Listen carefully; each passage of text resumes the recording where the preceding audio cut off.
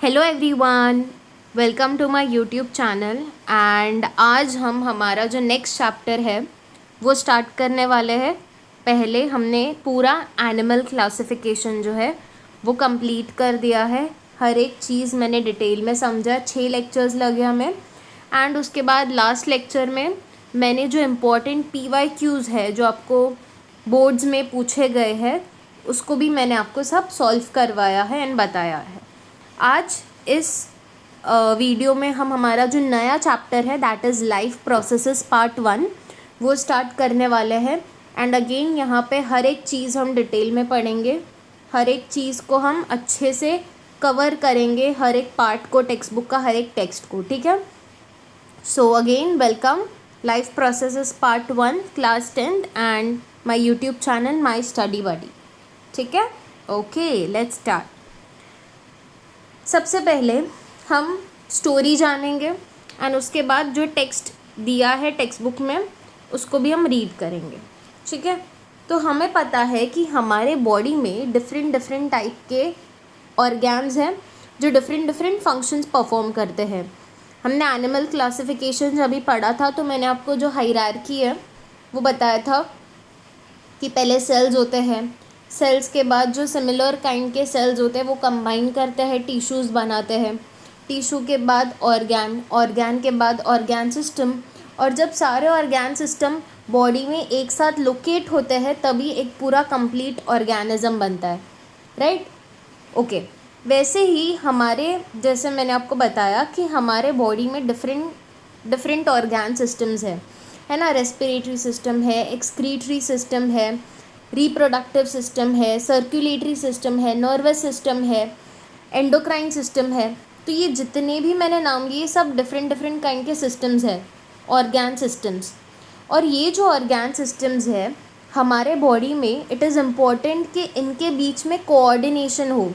Coordination मतलब क्या कि एक दूसरे को ये लोग सपोर्ट करे to carry out some body functions. जैसे अगर मैं आपको एग्जांपल दूँ, अगर आप एक्सरसाइज कर रहे हो जिम में, ठीक है, तो आपका रेस्पिरेटरी सिस्टम काम कर रहा है जहाँ से आप सांस ले रहे हो, है ना। हार्ट बीट आपकी बढ़ जाती है, circulatory system is working, your hormonal system, your endocrine system is working, है ना। योर हार्ट जो है वो बहुत ज़्यादा फटाफट पंप कर रहा है ब्लड। तो ये जो डिफरेंट सारे ऑर्गन सिस्टम्स है ये एक साथ कोऑर्डिनेट कर रहे हैं जब आप कोई भी फंक्शन परफॉर्म करते हो, जब आप कोई भी बॉडी एक्टिविटी परफॉर्म करते हो, तभी इन सारे ऑर्गन्स के बीच में एक कोऑर्डिनेशन होता है, ठीक है, जिसको ये एक दूसरे से सपोर्ट करते हैं। तो ये जो कोऑर्डिनेशन है between the different organ systems while performing any activity is very important for a human body, है ना। अगर ये ऑर्गन्स के बीच में, अगर ये ऑर्गन सिस्टम्स के बीच में कोऑर्डिनेशन नहीं होगा तो हमारी बॉडी कभी फंक्शन ही नहीं कर पाएगी, है ना। इसलिए कभी भी इंडिपेंडेंटली कोई भी ऑर्गन काम नहीं करता। हर ऑर्गन जो है, हर ऑर्गन सिस्टम जो है एक दूसरे से कनेक्टेड है, ठीक है। अगर मैं बोल रही हूँ कि डाइजेशन हो रहा है तो डाइजेशन सिर्फ तुम्हारा डाइजेस्टिव सिस्टम नहीं करता, उसके बाद डिफरेंट ऑर्गन्स सिस्टम्स के भी रोल होते हैं to complete this process of digestion, है ना। पहले तो खाना तुम्हारे रेस्पिरेटरी ट्रैक से ही जाएगा, राइट। तो वैसे ही कोई भी ऑर्गन या फिर कोई भी ऑर्गन सिस्टम इंडिपेंडेंटली काम नहीं करता, सारे ऑर्गन सिस्टम्स एक दूसरे के साथ काम करते हैं, एक दूसरे को कोऑर्डिनेट करके काम करते हैं, ठीक है। एंड ये जो कंप्लीट कोऑर्डिनेशन है वो बहुत ज़्यादा इम्पॉर्टेंट होता है हमारे बॉडी के लिए टू फंक्शन आउट प्रॉपरली, है ना। सारे फंक्शंस को अच्छे से करने के लिए ये जो कोऑर्डिनेशन है इम्पॉर्टेंट है। अब देखो, तुम्हारे ऑर्गन सिस्टम्स को अगर काम करना है तो काम करने के लिए क्या चाहिए? एनर्जी। जैसे अगर मम्मी पापा ने तुम्हें बता दिया कि बेटा ये काम कर मेरा, तो तुम बोलोगे ना मैं क्यों करूँ आपका काम, पहले आप मुझे बताओ कि आप मुझे क्या दोगे बदले में, तभी मैं आपका काम करूँगा, है ना। तो पापा ने बोल दिया चल मैं तेरे को एक चिप्स का पैकेट लेके दूँगी या आइसक्रीम लेके दूँगा, तभी तुम उनका काम करोगे ना, है ना। शाणे हो तुम लोग। वैसे ही हमारा जो ऑर्गन सिस्टम होता है उसको भी काम करने के लिए कुछ चाहिए होता है विच इज़ एनर्जी। है ना। एटीपी सुना होगा, एटीपी चाहिए, एनर्जी चाहिए। और तुम्हें ये एनर्जी कहाँ से मिलेगी तुम्हारे ऑर्गन सिस्टम्स को? From the food you eat, है ना। तो तुम जो भी खाना खाते हो वो सारा खाना जो है वो एटीपी में कन्वर्ट होता है और उससे एनर्जी मिलती है तुम्हारे ऑर्गन सिस्टम्स को फंक्शन करने के लिए प्रॉपरली। और जिस दिन तुम फास्टिंग करते हो, या देखा है कभी आपने नोटिस किया होगा कि जिस दिन आप फास्टिंग करते हो या फिर खाना नहीं खाते उतना एम्पल अमाउंट में, तो आपका एनर्जी एकदम वो ढीला ढाला होता है, मतलब कुछ एकदम डिजीनेस फील होता है ना। क्योंकि तुम्हारे ऑर्गन सिस्टम्स को उतनी रिक्वायरमेंट ऑफ एनर्जी नहीं मिली है to carry out those processes, है ना। चक्कर वक्कर आ जाता है खाना नहीं खाया, है ना, इसलिए। तो अभी हम ये जो पैरा है उसको लाइन बाय लाइन रीड करेंगे, अभी जितना भी मैंने एक्सप्लेन किया है उसके बेसिस पे। सबसे पहले यहाँ पे क्या बोला है कि various organ systems are continuously performing their functions in human body along with the various systems like digestive, respiratory, circulatory, excretory and control systems. Different external and internal organs are performing their functions independently but through a complete coordination. ये जितने भी organs हैं वो सब independent है, ठीक है। जैसे रेस्पिरेटरी ऑर्गन, रेस्पिरेटरी सिस्टम के ऑर्गन्स, एंड अगर मैं डाइजेस्टिव सिस्टम के ऑर्गन्स ऐसे कंपेयर करूँ तो दोनों इंडिपेंडेंट है, लेकिन दोनों के सिस्टम्स जो है वो कोऑर्डिनेटेड है ना। तो यहाँ पे ऑर्गन्स इंडिपेंडेंट हो सकते हैं लेकिन वो कंप्लीट कोऑर्डिनेशन में है ना। और कौन कौन से टाइप के सिस्टम्स पढ़ा हमने? डाइजेस्टिव सिस्टम पढ़ा, रेस्पिरेटरी सिस्टम पढ़ा, circulatory system, excretory system, your control systems, है ना। ये सारे लोग इंडिपेंडेंटली परफॉर्म तो करते हैं लेकिन इनके बीच में क्या होता है, एक कंप्लीट कोऑर्डिनेशन होता है, which is very important. Coordination होना अच्छा है ना, ज़रूरी है। उसके बाद हमने बोला this overall system is in action in more or less same way in all the organisms. And ये जो कोऑर्डिनेशन का सिस्टम होता है ये ऑलमोस्ट सारे ऑर्गेनिजम्स में क्या होता है, सेम होता है। Those are in the need of continuous source of energy. अगर तुम्हें काम करना है तो काम करवाने के लिए तुम्हारे बॉडी में क्या होना चाहिए, एनर्जी होना चाहिए, ये सारे प्रोसेसेस को कैरी आउट करने के लिए। So the source of energy is important, है ना। हाइलाइटर ले लेती हूँ, एक minute.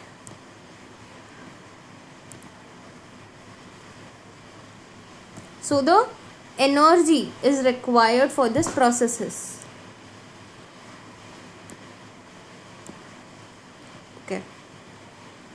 And it is harvested by the mitochondria present in each cell. अब यहाँ पे माइटोकॉन्ड्रिया क्यों बोलता है? क्योंकि यहाँ पे क्या होता है, एटीपी का प्रोडक्शन होता है ना। माइटोकॉन्ड्रिया, क्योंकि यहाँ पे माइटोकॉन्ड्रिया क्या है, power house of the cell.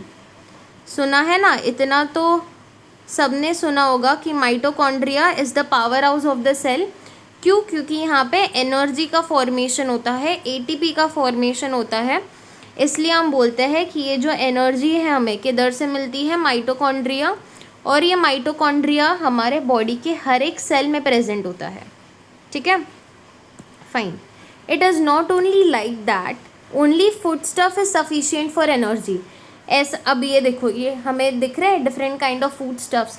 अब ये सिर्फ खाना इंपॉर्टेंट नहीं है एनर्जी के लिए। तुम बोलोगे क्या बोल रहे हो मैम, खाना तो चाहिए ना। मैंने बोला हाँ, खाना तो चाहिए, but along with food you need oxygen.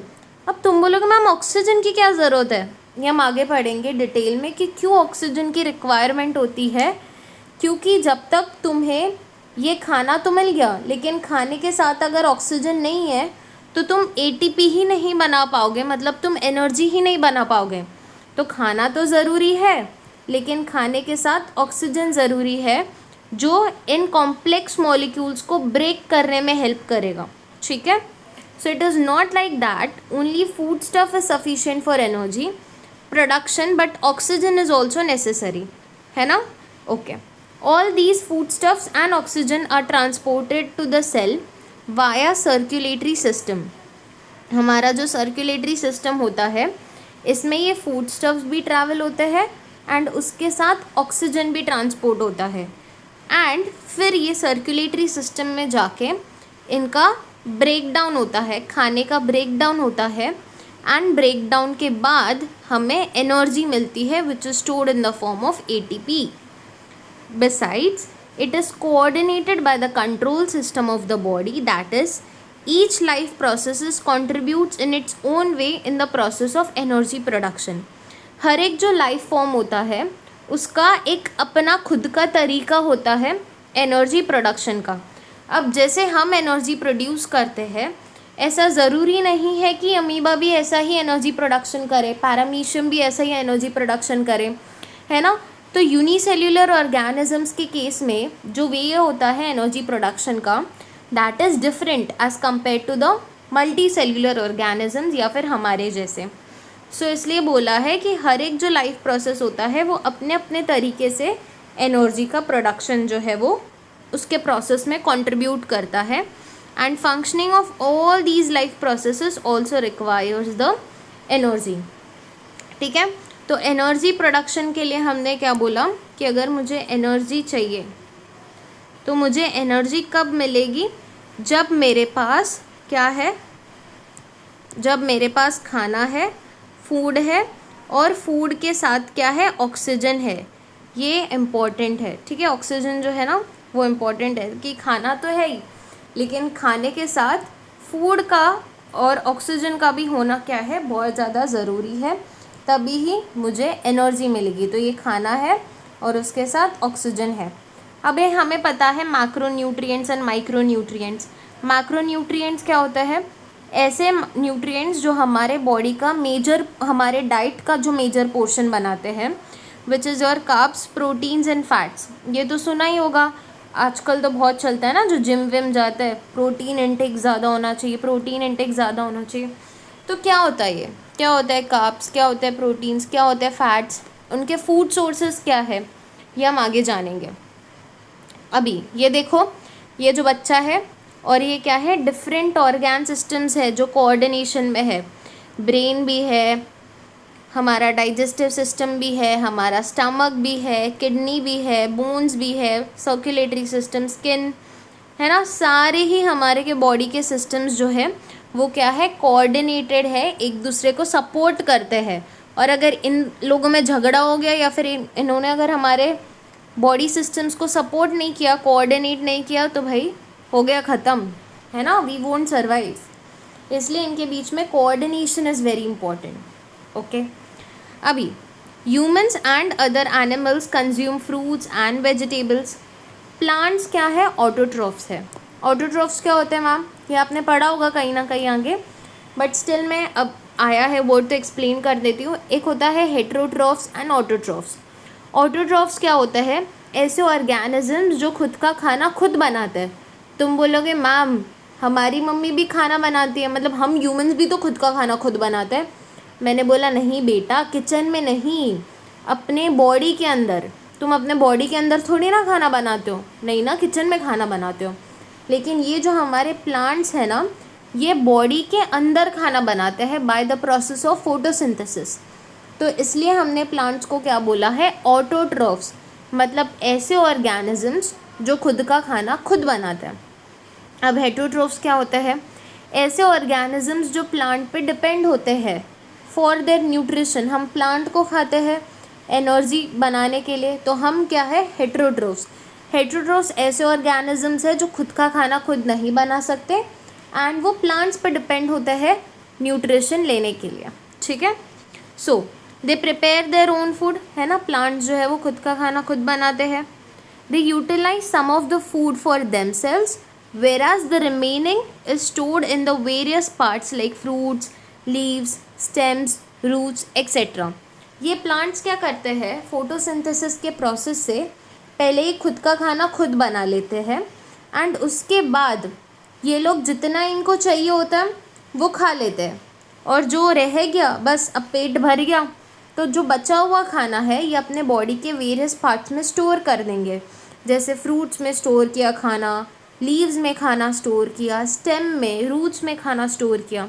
ठीक है। जैसे तुम्हें जितना खाना है, अब मम्मा ने इतना सारा खाना बनाया, बिरयानी बनाई है, तो तुम पूरी की पूरी बिरयानी थोड़ी ना खा लोगे, है ना।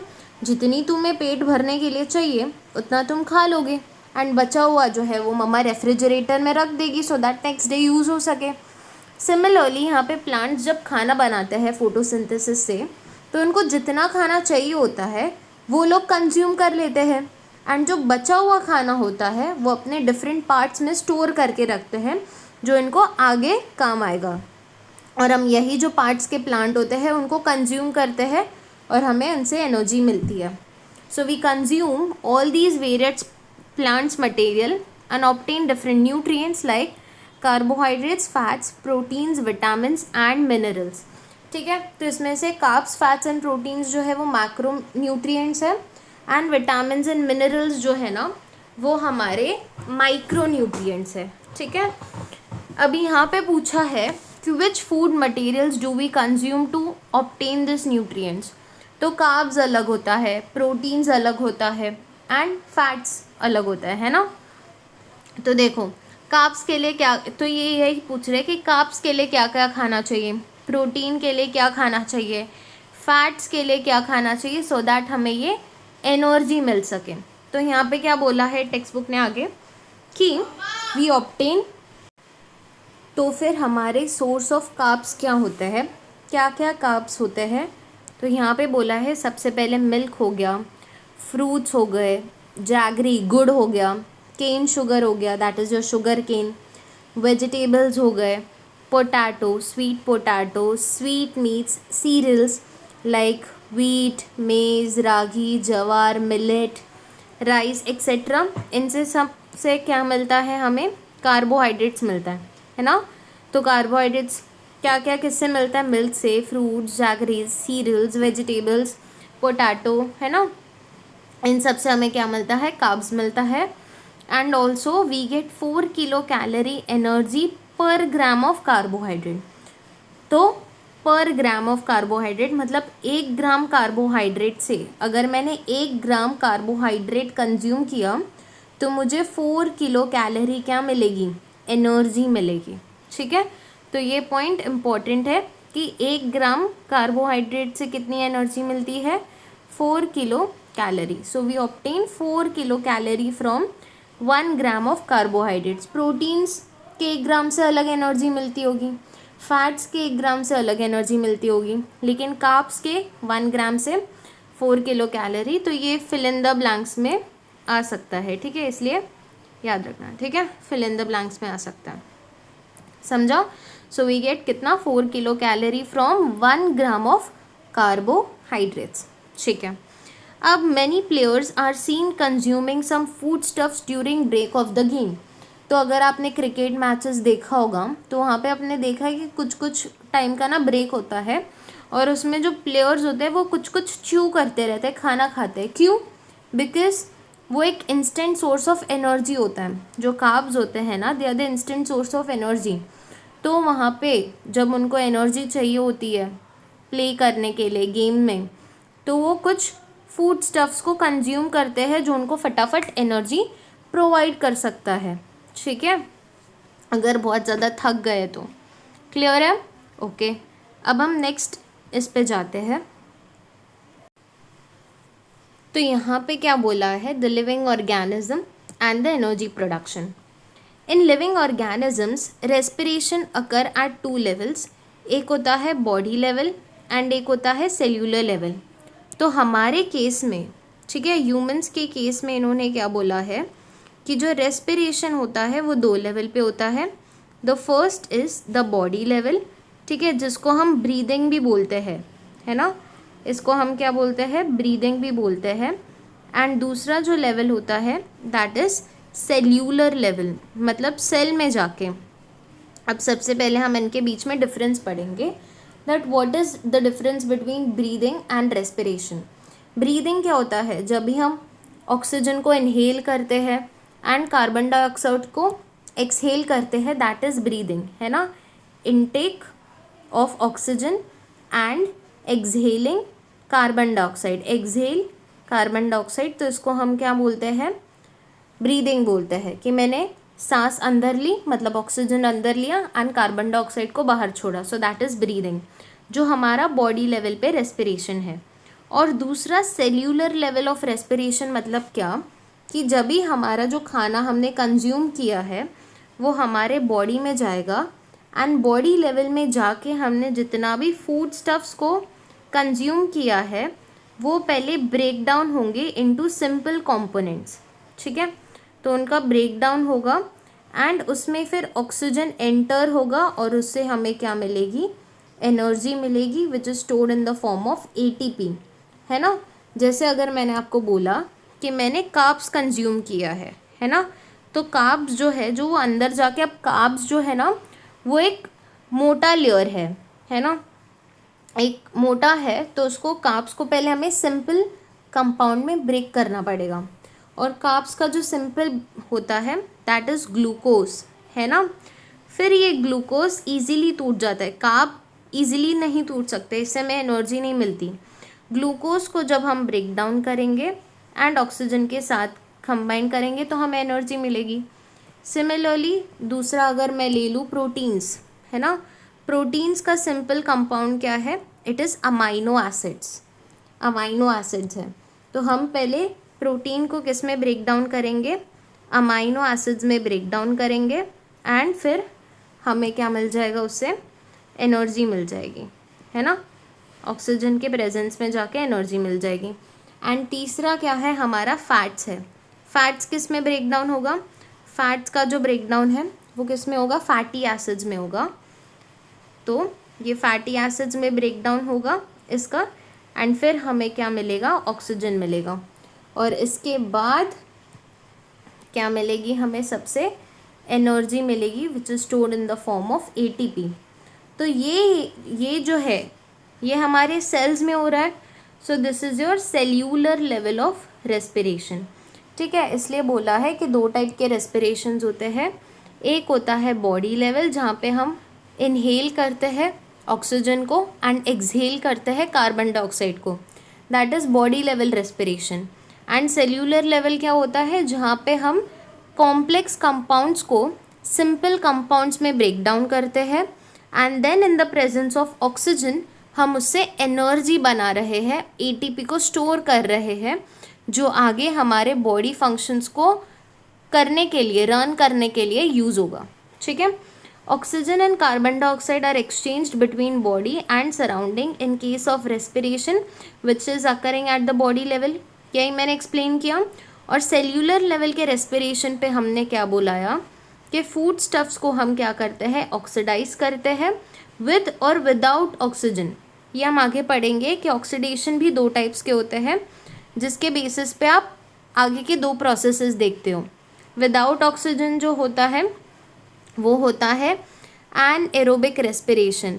एनएरोबिक पढ़ा होगा, एनएरोबिक क्या होता है, ऐसा प्रोसेस जिसमें ऑक्सीजन की ज़रूरत नहीं होती। एंड एक होता है एरोबिक रेस्पिरेशन, ठीक है। एरोबिक रेस्पिरेशन, एयर वर्ड आ रहा है, मतलब यहाँ पे ऑक्सीजन चाहिए होगा।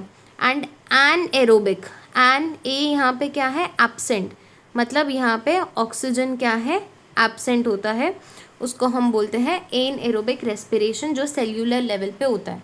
समझा। तो बॉडी लेवल का रेस्पिरेशन क्या होता है एंड सेल्यूलर लेवल का रेस्पिरेशन क्या होता है, ठीक है। अब हम क्या देख लेंगे कि डिफरेंट पार्ट्स कौन से हैं, हमें लेबल करना है। सबसे पहले बिगनिंग विथ नोज़, है ना, ये हमारा नोज़ है, ये क्या है, ये माउथ है। इसके बाद ये जो है यहाँ पे ये जो शो किया है, देखो यहाँ पे, दिस इज़ योर लेरिंग्स। जो लेरिंग्स होता है ना, it is your voice box and ये जो शो किया है that is pharynx. Now what is the difference between larynx and pharynx, ये हम देखेंगे। ये जो पार्ट पोर्ट्रे किया है, दीज आर योर लंग्स, ठीक है। फिर लंग्स जो है वो हमारी इससे बनी है मेम्ब्रेनस स्ट्रक्चर्स, जिसको हम बोलते हैं एल्वियोला, है ना। इसके बाद ये जो आपको दिख रहा है डोम शेप स्ट्रक्चर, इसको हम बोलते हैं डायफ्राम, इसको हम क्या बोलते हैं, डायफ्राम। एंड ये जो है दीज आर योर ब्रोंकाई, ठीक है, ट्यूब्स जैसे स्ट्रक्चर्स जो है ना, इसको हमने क्या बोला, ब्रोंकाई बोला। अब देखो मैं एक्सप्लेन कर लेती हूँ। लेरिंग्स क्या होता है, लेरिंग्स जो है ना वो हमारा वॉइस बॉक्स होता है। जिस पार्ट से हमारी वॉइस निकलती है ना, जिधर हम बोलते हैं ना हमारे गले के जो पर्दे होते हैं ना, उसको हम बोलते हैं लेरिंग्स। तो ये जो लेरिंग्स है it is use for sound production. और फेरिंग्स क्या होता है, pharynx is a common chamber जहाँ से एयर एंड फूड दोनों जाता है। So it is common path for food and air transport, है ना, common path for food and air के ट्रांसपोर्ट के लिए ये क्या है, एक कॉमन चेम्बर है। कैसे हो गया मैम, बताओ, मेरे को नहीं समझा। देखो यहाँ पे नाक है, नाक से क्या जा रही है, हवा जा रही है फेरिंग से। यहाँ पे देखो ये नोज़ है जहाँ से हवा अंदर जा रही है, नाक से हवा जाएगी अंदर, है ना। और यहाँ पे ये जो है ये क्या है, माउथ है, और माउथ से क्या जाएगा, खाना जाएगा। तो ये जो एरिया है यहाँ पे हमारा फूड भी आया एंड एयर भी आया, जो कॉमन पाथ है। इसलिए जो ये एरिया है उसको हमने क्या बोला है, फेरिंग्स बोला है, which is a common passage और a common area for your food and air. ठीक है, तो मैं आपको देखो हर एक चीज़ एकदम डिटेल में एंड एकदम माइन्यूट लेवल पे जाके एक्सप्लेन कर रही हूँ, बिकॉज ये चैप्टर जो है वो एक्चुअल में बहुत ज़्यादा इम्पॉर्टेंट है आपके एग्ज़ाम पॉइंट ऑफ व्यू से भी, एंड आगे भी हायर स्टडीज़ में ये चैप्टर्स में बहुत सारे बेसिक्स है आपके जो आपको आगे काम आने वाले हैं। ठीक है, आई होप ये स्लाइड भी आपको समझ गया। Let's move to the next one. अभी एनर्जी प्रोडक्शन हम देखेंगे कि what are the types of energy production. तो जो एनर्जी प्रोडक्शन होता है, हमने बोला कि हमें एनर्जी कैसे मिलेगा, from the food stuffs which we have consumed, along with that the oxygen, जो सेल्यूलर लेवल पे जाके होगा। अब सेल्यूलर लेवल पे जाके एनर्जी के प्रोडक्शन के दो टाइप्स होते हैं, एक होता है डायरेक्ट एंड एक होता है इनडायरेक्ट। डायरेक्ट जो एनर्जी होती है ना वो कैश जैसे होती है, एंड जो इनडायरेक्ट होती है ना वो चेक जैसे होती है। इसका मतलब क्या है कि लेट्स टेक, अगर मैं बैंक गई और मुझे एकदम अर्जेंट पैसे की, अब जैसे लेट्स टेक तुम भाजी मार्केट गए, ठीक है, तुम भाजी मार्केट गए एंड वहाँ पे तुमने 20 रुपीज़ का चिप्स लिया, या फिर 20 रुपीज़ का लेट्स टेक तुमने पोटैटो लिया, है ना। अब पोटैटो लिया जब तुमने 20 रुपीज़ का, तो तुम वो जो भैया है भाजी वाले, उनको तुम चेक तो नहीं दोगे ना 20 रुपीज़ का, तुम क्या दोगे, कैश दोगे, विच is the immediate form of, है ना, मनी, कैश ही दोगे तुम, थोड़ी ना 20 रुपये का ऐसे चेक लेके आओगे 20 रुपीज़ ओनली, नहीं ना, विच is a direct form, cash है ये, है ना। लेकिन चेक क्या है, अगर तुम्हें चेक देना है किसी को तो पहले तुम उसको क्या करोगे, कैश में कन्वर्ट करोगे, तभी उसका यूज़ होगा। अगर तुम्हें पैसे यूज़ करने हैं, वो 20 रुपीज़ अगर तुम्हें भैया को देना है तो तुम उनको चेक में नहीं दे पाओगे, पहले तुम्हें उस चेक को कैश में कन्वर्ट करना पड़ेगा, तभी ही वो मिलेगा, है ना। So we have two types of energy production, direct and indirect. Direct जो होता है ना एनर्जी प्रोडक्शन, वो कैश की तरह हो सकता है। कैश मतलब तुम तुरंत उसे यूज़ कर सकते हो जब भी तुम्हें चाहिए, जब भी तुम्हें ज़रूरत पड़े। जैसे तुम वेजिटेबल मार्केट गए और वेजिटेबल्स लिया, तो तुम तुरंत कैश देके वेजिटेबल्स को परचेज़ कर सकते हो। लेकिन इनडायरेक्ट जो होता है ना वो चेक के फॉर्म में होता है कि तुम उसको डायरेक्टली यूज़ नहीं कर सकते। Your my words very clearly, तुम इसे डायरेक्टली यूज़ नहीं कर सकते, पहले तुम्हें इसको सिंपल फॉर्म में मतलब कैश में कन्वर्ट करना पड़ेगा, तभी ही तुम इनको यूज़ कर दोगे। ठीक है, समझो। सो कैश डायरेक्ट एनर्जी क्या होता है कि डायरेक्ट, अब जैसे हम अगर हमारे साइंस को इससे कोरिलेट करें तो यहाँ पे जो हमारा एटीपी होता है ना वो कैश की तरह है, कि जब भी तुम चाहो, जब भी तुम्हारे बॉडी को ज़रूरत पड़े तो वो एटीपी को यूज़ कर लेगा। ठीक है, लेकिन हमारा जो और दो मॉलिक्यूल्स होते हैं which is NaDH2 and FADH2, ये जो NaDH2 एंड FADH2 है ना ये चेक की तरह होते हैं जो डायरेक्ट तुम यूज़ नहीं कर सकते। पहले इन NaDH2 को एंड FADH2 को तुम्हें ATP में कन्वर्ट करना पड़ेगा और उसके बाद ही तुम उसको यूज़ कर पाओगे, है ना, एनर्जी प्रोडक्शन के लिए। समझो। सो ATP जो है it is a direct form of energy which you can use instantly. लेकिन जो NaDH2 है एंड FeDH2 है वो क्या है, चेक की तरह है कि तुम इंस्टेंटली यूज़ नहीं कर सकते, you have to convert it first. अब ATP का फुल फॉर्म क्या होता है, adenosine triphosphate. NaDH2 and FeDH2. NaDH2 is nicotinamide adenine dinucleotide and FeDH2 is flavin adenine dinucleotide। ठीक है, तो हमें अगर NaDH2 को कैश में कन्वर्ट करना है, चेक में कन्वर्ट करना है, तो एक NaDH2 से मुझे 3 ATP मिलेगी एंड एक FeDH2 से मुझे 2 ATP मिलेगी। ऐसे याद रखना, ठीक है, कि अगर मैंने एक NaDH2 खर्च किया तो मुझे कितना ATP मिलेगा, कन्वर्ट किया बैंक में जाके तो मुझे कितना ATP मिलेगा, 3 ATP मिलेगा। एंड अगर मैंने एक FeDH2 खर्च किया तो मुझे कितना ATP मिलेगा, 2 ATP मिलेगा। ठीक है, ओके। सो आई होप कि आपको ये समझ में आया होगा कि 1 NaDH2 के मॉलिक्यूल से हमें 3 ATP प्रोड्यूस होंगे। तो अगर आपने एक NaDH2 चेकअप लेके गए बैंक में तो आपको 3 ATP कैश में मिलेगा एंड अगर एक FeDH2 लेके गए तो 2 ATP कैश में मिलेगा। ठीक है, सो नाडू फाड़ू, ठीक है, NaDH2 FeDH2। NaDH2 क्या है, nicotinamide adenine dinucleotide and flavin adenine dinucleotide. Clear, okay. अब हम अपने नेक्स्ट प्रोसेस पे जाएंगे विच इज़ ग्लाइकोलिसिस।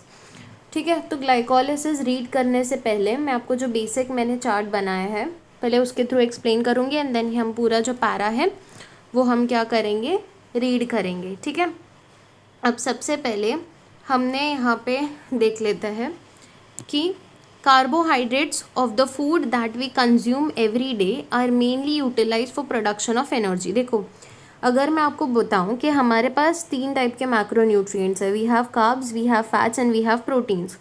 और उसमें से अगर मैं बोलूँ कि which is the instant source of energy, मतलब किसको अगर आप फटाक से यूज़ करोगे तो आपको एनर्जी मिलेगी, दैट इज़ कार्बोहाइड्रेट्स।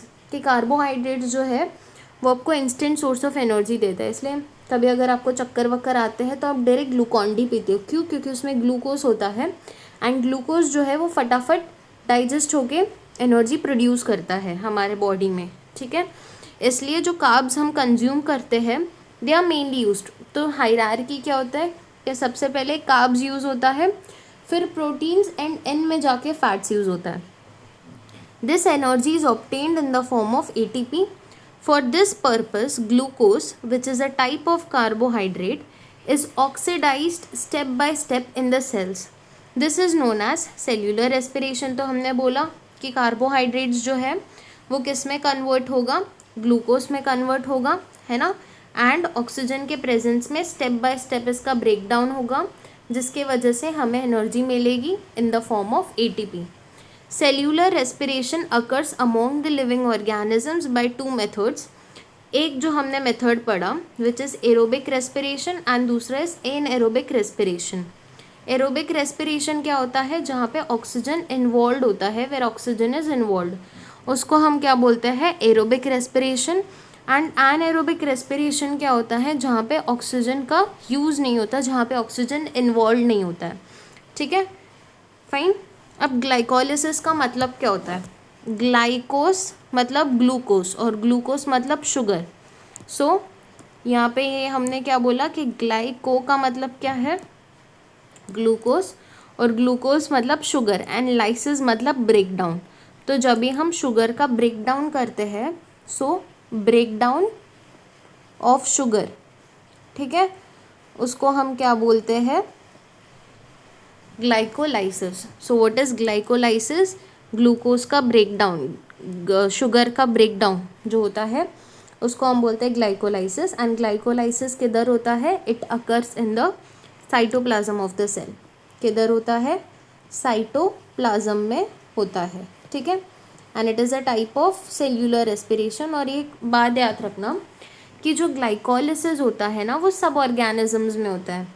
ठीक है, सारे के सारे ऑर्गेनिजम्स में, चाहे वो यूकैरियोटिक हो, चाहे वो प्रोकैरियोटिक हो, चाहे वो मल्टी सेल्यूलर हो, चाहे वो यूनिसेल्यूलर हो, सारे ऑर्गेनिजम्स में ग्लाइकोलिसिस वाला जो स्टेप है वो होके ही रहेगा। इसलिए हम बोलते हैं कि ग्लाइकोलिसिस जो है it is a universal cycle जो दोनों एरोबिक एंड एनाएरोबिक ऑर्गेनिजम्स में होता है। क्यों? क्योंकि ग्लाइकोलिसिस जो है वो साइटोप्लाज्म में होता है। तुम बोलोगे मैम साइटोप्लाज्म क्या होता है?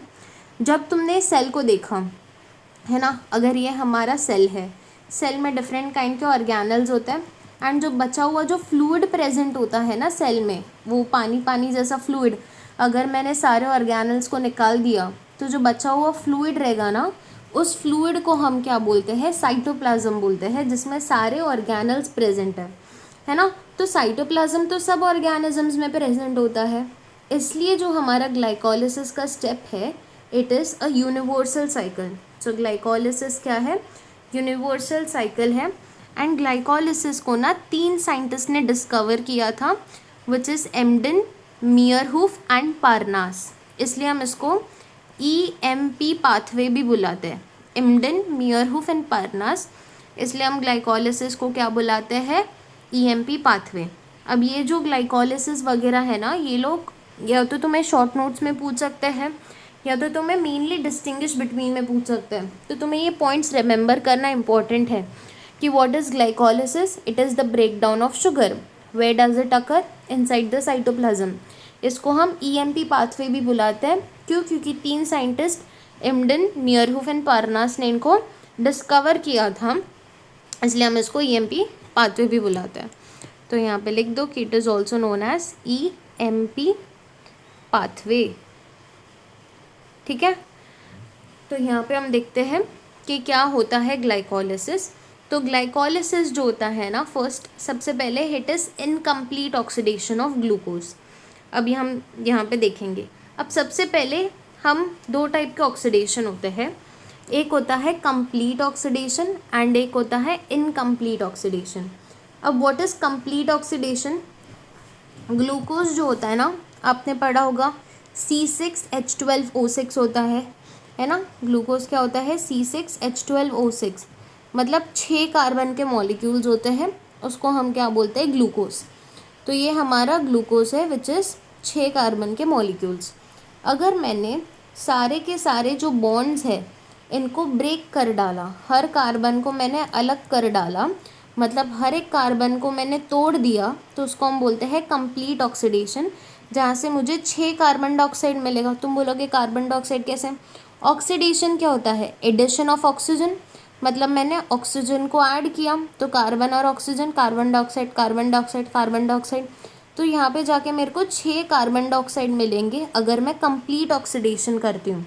लेकिन ग्लाइकोलिसिस जो है वो है इनकम्प्लीट ऑक्सीडेशन। इनकम्प्लीट ऑक्सीडेशन मतलब मैंने सारे बॉन्ड्स कार्बन और कार्बन के बीच में ब्रेक नहीं किए। तो जब मैं सारे बॉन्ड्स ब्रेक नहीं किया, मैंने बस ये इतना इसको अलग कर दिया और इसको इतना अलग कर दिया। So this is incomplete oxidation where all your bonds between the carbon they are not broken. ठीक है, तो ये है हमारा सेल। सेल के अंदर क्या होता है? साइटोप्लाज्म, और साइटोप्लाज्म के अंदर क्या होता है? ग्लाइकोलिसिस।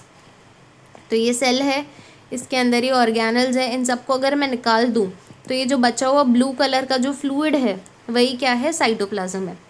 तो सबसे पहले मेरे पास ग्लूकोज का मॉलिक्यूल है एंड इसको मैंने यहाँ से बीच में से तोड़ दिया, तो ये 3 का एक बन गया ग्रुप एंड ये 3 का एक ग्रुप बन गया।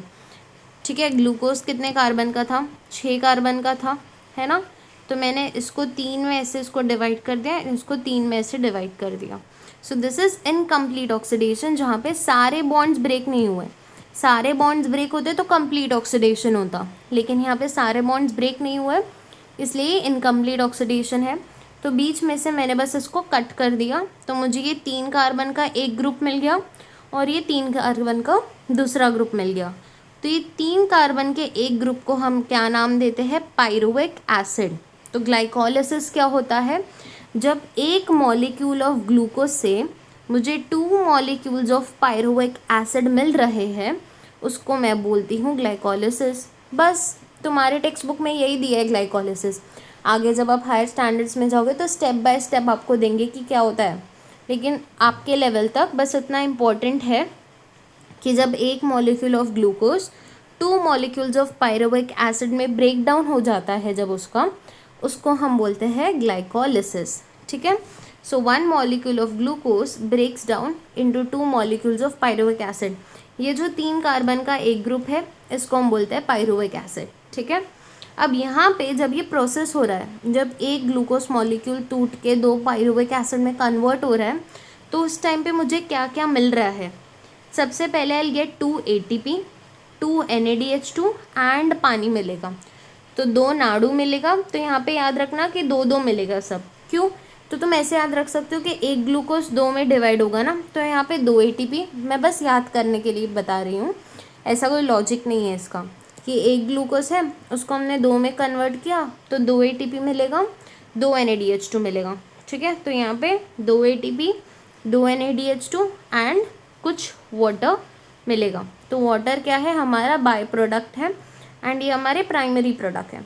प्राइमरी प्रोडक्ट क्या होता है? जो आगे जाके यूज़ होगा दूसरे प्रोसेस में, उसको हम प्राइमरी प्रोडक्ट बोलते हैं। एंड बाय प्रोडक्ट क्या होता है? जो एकदम वेस्ट है, जो हम यूज़ नहीं करने वाले आगे, ठीक है। तो वाटर क्या है? हमारा बाय प्रोडक्ट एंड ये क्या है? प्राइमरी प्रोडक्ट है, जिससे हमें क्या मिलेगा? अब हमें पता है कि एक NADH2 से कितना ATP मिलता है? 3 ATP मिलता है। तो 2 NADH2 से कितना मिलेगा? 3 × 2 6 ATP, है ना। मतलब हमें टोटल ग्लाइकोलिसिस में 6 ATP यहाँ पे और 2 ATP यहाँ पे, मतलब टोटल हमें 8 ATP मिलेगा और साथ में पानी मिलेगा inside the process of glycolysis. ये आगे जाके चेक जो है ना वो कैश में कन्वर्ट हो जाएगा। ये कैश है, ये आप तुरंत यूज़ कर सकते हो, लेकिन ये हम तुरंत यूज़ नहीं कर सकते, पहले हमें इसको चेक को कैश में कन्वर्ट करना पड़ेगा, तभी ही हम इसको यूज़ करेंगे, ठीक है। और ये जो है ना वो ETS में कन्वर्ट होगा। तो ETS यही एक प्रोसेस होता है जहाँ पे हमारा जो चेक है वो कैश में कन्वर्ट हो जाता है, सो दैट हम उसको आगे जाके यूज़ कर सकें। तो क्या है ग्लाइकोलिसिस? जब एक molecule of glucose break down हो जाता है into 2 molecules of pyruvic acid, उसको हम क्या बोलते हैं? ग्लाइकोलिसिस बोलते हैं, which is your break down of sugar, sugar का ब्रेक डाउन। उससे हमें 2 ATP मिलता है, 2 नाड़ू दैट इज़ NADH2 मिलता है एंड उसके साथ थोड़ा सा पानी भी मिलता है। तो रीड कर लें, क्या है glycolysis? The process of glycolysis occurs in the cytoplasm. Very important line की किधर होता है? ग्लाइकोलिसिस साइटोप्लाज्म में होता है, जहाँ पे एक molecule of glucose is oxidize step by step and 2 molecules of each that is pyruvic acid, ATP, NADH2 and water is formed. तो क्या फॉर्म होता है? सबसे पहले तो हमें 2 मॉलिक्यूल मिलेंगे पायरुविक एसिड के, 2 हमें ATP मिलेंगे और 2 हमें NADH2 मिलेंगे, ठीक है। इसी को हम क्या बोलते हैं? ग्लाइकोलिसिस बोलते हैं। बस इतना सा दिया है टेक्स्ट बुक में। अब आगे क्या दिया है कि ये जो हमारा पायरुविक एसिड बना है ग्लाइकोलिसिस के प्रोसेस में, जब एक ग्लूकोज टूटा एंड जब हमें 2 मॉलिक्यूल्स ऑफ पायरुविक एसिड बने, तो ये जो पायरुविक एसिड है ये किस में कन्वर्ट हो जाएंगे? एसिटाइल कोएंजाइम A में कन्वर्ट हो जाएंगे। देखो अब कलर चेंज हुआ है 3 कार्बन के ही, लेकिन ये ब्लू से ग्रीन कलर हो गए। तो ये अब किस में कन्वर्ट हो गए हैं? एसिटाइल कोएंजाइम A में कन्वर्ट हो गए हैं। और ये जो एसिटाइल कोएंजाइम A है ना, ये क्रेब्स साइकिल में ज़रूरी होता है। अब क्रेब्स साइकिल क्या होता है हम आगे पढ़ेंगे। देखो मैंने आपको बताया कि 2 टाइप के रेस्पिरेशंस होते हैं, एक होता है एरोबिक रेस्पिरेशन एंड एक होता है एनएरोबिक रेस्पिरेशन। एरोबिक रेस्पिरेशन क्या होता है? जिसमें ऑक्सीजन की ज़रूरत होती है ना। तो एरोबिक रेस्पिरेशन के 3 स्टेप्स होते हैं, glycolysis, Krebs cycle and ETS, ठीक है। एंड एनएरोबिक रेस्पिरेशन क्या होता है? जहाँ पे आपको ऑक्सीजन की ज़रूरत नहीं होती। तो ग्लाइकोलिसिस तो होता ही है, उसके बाद फर्मेंटेशन हो जाता है। तो ये जो अगर पायरुविक एसिड है ये एसिटाइल कोएंजाइम A में अगर कन्वर्ट हो गया, इसका मतलब ये है कि आगे जाके ये एरोबिक रेस्पिरेशन होने वाला है, ठीक है। तो हमारा पायरुविक एसिड किस में कन्वर्ट हो गया है? एसिटाइल कोएंजाइम A में कन्वर्ट हो गया है। एंड ये जो एसिटाइल कोएंजाइम है ये क्रेब्स साइकिल में एंटर करेगा। मतलब क्रेब्स साइकिल में एंटर करने के लिए पायरुविक एसिड डायरेक्ट एंटर नहीं कर सकता है क्रेब्स साइकिल में।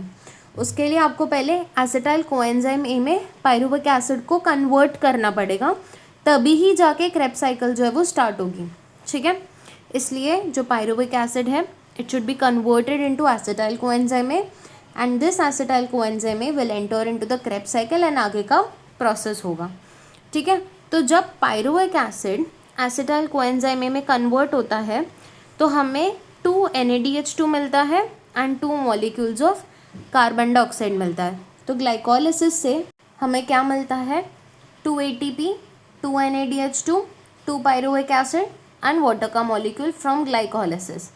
लेकिन अगर मैं बोलूँ कि जब molecule of pyruvic acid acetyl coenzyme में कन्वर्ट होगा तो हमें क्या मिलेगा, 2 नाडू that is 2 NADH2 and 2 molecules of carbon dioxide. Glycolysis में कार्बन डाइऑक्साइड नहीं रिलीज होता, लेकिन जब क्रेब्स साइकिल होता है, जब pyruvic acid acetyl coenzyme A में कन्वर्ट होता है, तभी हमें 2 NADH2 मिलते हैं, 2 कार्बन डाइऑक्साइड मिलते हैं। यहाँ पे ATP नहीं होता, ये याद रखना, ठीक है। ओके,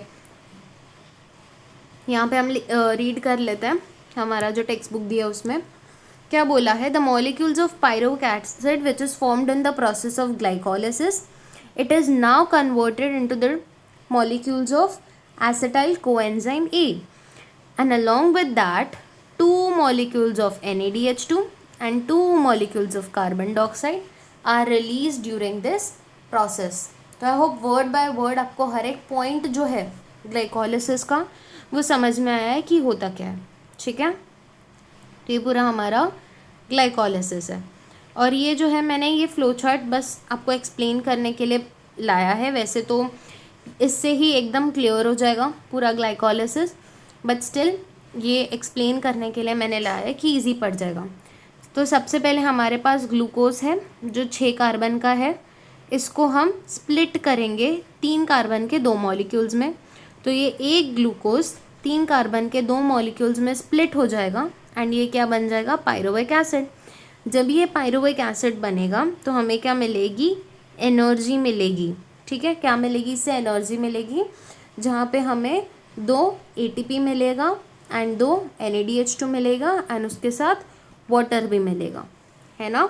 और ये किधर होता है प्रोसेस इसका, it occurs in the cytoplasm of your cell, ठीक है, क्लियर। तो glycolysis takes place in the cytoplasm, it breaks 1 glucose molecule into 2 molecules of pyruvate या फिर pyruvic acid and it releases a small amount of energy, कितना, 2 ATP का and 2 NADH2 का, ठीक है।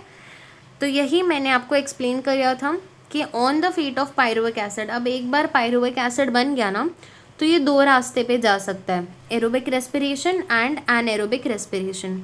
एरोबिक रेस्पिरेशन क्या होता है, जहाँ पे ऑक्सीजन की ज़रूरत होती है उसको हम बोलते हैं aerobic respiration. And anaerobic respiration क्या होता है, ऐसा प्रोसेस जहाँ पे ऑक्सीजन की ज़रूरत नहीं पड़ती है। तो एक बार हमारा ग्लाइकोलिसिस का प्रोसेस हो गया, एक बार हमें मिल गया हमारा 2 मॉलिक्यूल्स ऑफ पायरुवेक एसिड। अब depending upon the organism and condition ये वेरी करता है कि वो जो 2 मॉलिक्यूल्स ऑफ पायरुवेक एसिड है या तो वो एरोबिक रेस्पिरेशन में जाएंगे या तो वो एनएरोबिक रेस्पिरेशन में जाएंगे। तो अगर कोई ऑर्गेनिज्म है जिसके पास ऑक्सीजन नहीं है तो वो एनएरोबिक रेस्पिरेशन में चला जाएगा, और एनएरोबिक रेस्पिरेशन में जाके पायरुवेक एसिड क्या कर देगा, फर्मेंटेशन करेगा। एंड फर्मेंटेशन 2 टाइप के होते हैं, alcoholic fermentation and lactic acid fermentation, कोई भी कर सकता है डिपेंडिंग अपॉन द ऑर्गेनिज्म। लेकिन अगर हमारा पायरुवेक एसिड है और हमारे पास ऑक्सीजन भी प्रेजेंट है तो ये पहले ग्लाइकोलिसिस करके किधर जाएगा, क्रेब्स साइकिल में जाएगा एंड क्रेब्स साइकिल में क्या, उसके बाद किधर जाएगा, ये ETS रिएक्शन में जाएगा, जहाँ पे कंप्लीट ऑक्सीडेशन होगा। मतलब पूरा का पूरा जो ग्लूकोज है वो कार्बन मॉलिक्यूल्स में से अलग अलग डिवाइड हो जाएगा, जहाँ पे कंप्लीट ऑक्सीडेशन होगा। Understood what is complete oxidation, what is incomplete oxidation, what is aerobic respiration and what is anaerobic respiration. अब हम जो नेक्स्ट पार्ट करने वाले हैं ना वो है क्रेब्स साइकिल, जो हमारा आज का लास्ट टॉपिक होने वाला है, विच इज़ क्रेब्स साइकिल। अब क्रेब्स साइकिल के ना 2 नाम है, एक तो यहाँ पे दिया है which is try carboxylic acid cycle, and एक और नाम है क्रेब्स साइकिल का जिसको हम बोलते हैं सिट्रिक एसिड साइकिल, ठीक है। इसको हम क्या बोलते हैं, सिट्रिक एसिड। तो 3 नाम है, एक है क्रेब्स साइकिल, एक है सिट्रिक एसिड साइकिल एंड एक है ट्राई कार्बोक्सिलिक एसिड साइकिल। अब क्रेब्स साइकिल क्यों बुलाते हैं? क्योंकि जो सर हैंस क्रेब थे, इन्होंने इसको डिस्कवर किया था, इसलिए हम इसको क्रेब्स साइकिल बुलाते हैं। फर्स्ट, इसको हम सिट्रिक एसिड साइकिल क्यों बुलाते हैं? क्योंकि ये जो है ना, ये पूरा साइकिल है क्रेब्स साइकिल, ठीक है। ये हमारा क्या है, पूरा क्रेब्स साइकिल है ये पूरा। तो सिट्रिक एसिड साइकिल क्यों बुलाते हैं? क्योंकि क्रेब्स साइकिल का जो फर्स्ट प्रोडक्ट है ना, वो सिट्रिक एसिड होता है, जिसको हम सिट्रेट भी बुलाते हैं। जैसे पायरुविक एसिड को पायरुवेट बुलाते हैं, वैसे ही सिट्रिक एसिड को सिट्रेट बुलाते हैं। तो यहाँ पे जो फर्स्ट प्रोडक्ट बना है ना हमारा इस साइकिल में, वो क्या होता है, सिट्रेट या फिर सिट्रिक एसिड। इसलिए उस फर्स्ट स्टेबल प्रोडक्ट के बेसिस पे हम इसको सिट्रिक एसिड साइकिल बुलाते हैं, है ना। यहाँ पे देखो लिखा है कि it is also known as citric acid cycle. And दूसरा, it is also known as tricarboxylic acid cycle. Tri मतलब 3, कार्बोक्सिलिक एसिड्स के ग्रुप, मतलब ऐसे 3 कार्बोक्सिलिक एसिड्स के ग्रुप जो है ना, वो यहाँ पे अटैच्ड होते हैं।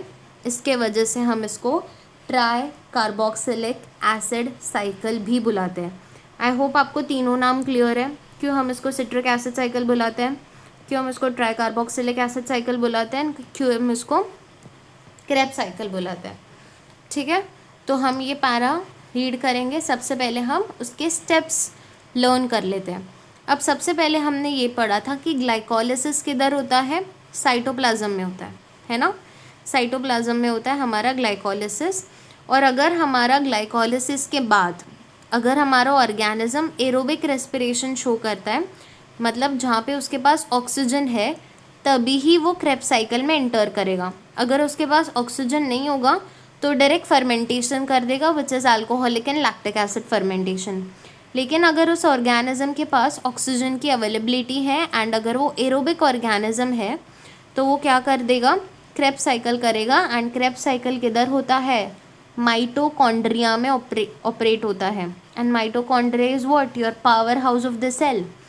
तो ग्लाइकोलिसिस में हमने देखा कि हमारा जो 1 मॉलिक्यूल ऑफ ग्लूकोज है, it is converted into 2 molecules of pyruvic acid, and these 2 molecules of pyruvic acid are converted into 2 molecules of acetyl coenzyme A, जहाँ पे 2 मॉलिक्यूल NADH2 रिलीज़ हो रहा है and 2 molecules of CO2 release हो रहा है into this process. तो यहाँ पे हमारे पास क्या मिला, 2 molecules of NADU which is NADH2 and 2 molecules of carbon dioxide are released into this process. जब भी 1 molecule of pyruvic acid is converted into acetyl coenzyme A, तो ये acetyl coenzyme A में कन्वर्ट होना इम्पॉर्टेंट है, तभी ये हमारे माइटोकॉन्ड्रिया में एंटर करेगा। एंड माइटोकॉन्ड्रिया में क्या होगा, क्रेब्स साइकिल होगा। तो हमारा पायरुविक एसिड एसिटाइल कोएंजाइम में एंटर कर गया। एसिटाइल कोएंजाइम जो है वो माइटोकॉन्ड्रिया में एंटर करेगा, जहाँ पे साइक्लिक रिएक्शंस होंगे। ये देख रहे हो, ये जो है ना, ये दिस इज पूरा सेट ऑफ साइक्लिक रिएक्शन, जो तो आप अभी नहीं पढ़ोगे। स्टार्टिंग में हमारे जो आगे के हायर स्टैंडर्ड से अगर आपने साइंस लिया तो ये पूरा साइक्लिक रिएक्शंस आपको बाय हार्ट करना पड़ेगा, लर्न करना पड़ेगा, पूरा डिटेल में एक्सप्लेन होगा, ठीक है। तो ये पूरे साइक्लिक रिएक्शंस होते हैं माइटोकॉन्ड्रिया में, और कंप्लीट ऑक्सीडेशन होता है किसका, एसिटाइल कोएंजाइम ए का। और उससे हमें क्या मिलता है, कार्बन डाइऑक्साइड, वाटर, नाड़ू, फाड़ू, ठीक है। तो हमें क्या प्रोडक्ट्स मिलते हैं, we have Nadu, we have, तो यहाँ पे सब मिलता है एटीपी को छोड़ के। एटीपी नहीं मिलता है यहाँ पे नाड़ू भी मिलता है, यहाँ पे फाड़ू भी मिलता है, and carbon dioxide and water भी मिलता है। So after the process of Krebs cycle you have carbon dioxide, you have water, you have NADH2 which is nicotinamide adenine dinucleotide, and you have FADH2 which is flavin adenine dinucleotide, ठीक है। तो अपन ये read कर लेते हैं, क्या बोला है यहाँ पे, both the molecules of acetyl coenzyme ए किधर एंटर करते हैं, माइटोकॉन्ड्रिया में, जहाँ पे साइक्लिक रिएक्शंस होती हैं, जिसको हम बोलते हैं try carboxylic acid cycle, which is operated on the mitochondria. तो यहाँ पे माइटोकॉन्ड्रिया याद रखना, ठीक है। उसके बाद जो एसिटाइल पार्ट होता है एसिटाइल कोएंजाइम ए का, वो कम्प्लीटली ऑक्सीडाइज हो जाता है। हमने यहाँ पे बोला कि कंप्लीट ऑक्सीडेशन होता है किसका, एसिटाइल कोएंजाइम ए का। और हमें क्या क्या बाय प्रोडक्ट्स ऑब्टेन होते हैं, we have carbon dioxide, we have water, we have नाडू एंड वी हैव फाडू फ्रॉम योर क्रेब्स साइकिल। ठीक है, तो सबसे पहले हम समरी कर लेते हैं, एक बार समरी कर लेते हैं कि क्या क्या हमने पढ़ा है। एक मिनट, एक बार समरी में लिख लेते हैं। देखो, सबसे पहले हमने क्या बोला ग्लाइकोलिसिस के बारे में। यहाँ पे क्या होता है कि 1 मॉलिक्यूल ऑफ ग्लूकोज जो है it is converted into 2 molecules of pyruvic acid. ठीक है, यहाँ पे क्या क्या मिलता है हमें, 2 ATP मिलता है, ठीक है, 2 नाडू मिलता है एंड उसके साथ क्या मिलता है, पानी मिलता है which is your by product. अब ये जो पायरुविक एसिड मिला है, 2 molecules of pyruvic acid, it will convert into 2 molecules of acetyl coenzyme ए। ठीक है, किस में कन्वर्ट होगा, ये हम क्या कर रहे हैं, समरी। तो इसको अपन लास्ट में ऐसे रेफर कर सकते हैं समरी को। ठीक है, तो यहाँ पे 2 molecules of pyruvic acid will convert into 2 molecules of acetyl coenzyme A and इस टाइम पे क्या निकलेगा, 2 Nadu, 2 NaDH2 and along with that 2 carbon dioxide. और उसके बाद ये जो एसिटाइल कोएंजाइम ए है ना, एसिटाइल कोएंजाइम ए है, ये किधर एंटर करेगा, क्रेब्स साइकिल में। क्रेब्स साइकिल में एंटर करने के बाद ये एसिटाइल कोएंजाइम ए का कंप्लीट ऑक्सीडेशन हो जाएगा। ठीक है, complete oxidation of the acetyl coenzyme A, जिसके बदौलत हमें क्या मिलेगी, we will have carbon dioxide, we will have water, we will have नाडू एंड वी विल हैव फाडू, that is NaDH2 and FADH2। ठीक है, तो आई होप ये क्लियर है आपको। ये ऐसे लिख लिख के प्रैक्टिस कर लेना, this is very important, 1, 2 and 3। ठीक है, क्या क्या बाय प्रोडक्ट्स बन रहे हैं वो याद रख लेना। और फिर हमने ये भी पढ़ा है कि 1 NaDH2 एंड 1 FADH2 कितने मॉलिक्यूल्स देते हैं, 1 molecule of NaDH2 gives 3 ATP, है ना, 3 ATP and 1 molecules of FADH2 gives 2 ATP। Clear? ठीक है, तो अपन टेक्स्ट बुक जो है वो रीड कर लेते हैं। यहाँ पे जो हमारा इंट्रोडक्शन टू साइंटिस्ट वाला पार्ट है, क्या बोला है, the process of glycolysis was discovered by 3 scientist. ठीक है, इसलिए ग्लाइकोलिसिस को हमने क्या बोला था, EMP पाथवे भी बोला था, है ना। तो हम यहाँ पे नाम बस देख लेते हैं एक बार। तो यहाँ पे क्या बोला है कि the process of glycolysis, Embden, Meyerhof and Parnas, इसलिए हमने इसको क्या बोला, EMP pathway, along with their colleagues. For this purpose, they perform experiment on muscles. Hence, glycolysis is also known as Embden, Meyerhof and Parnas pathway, which is EMP pathway.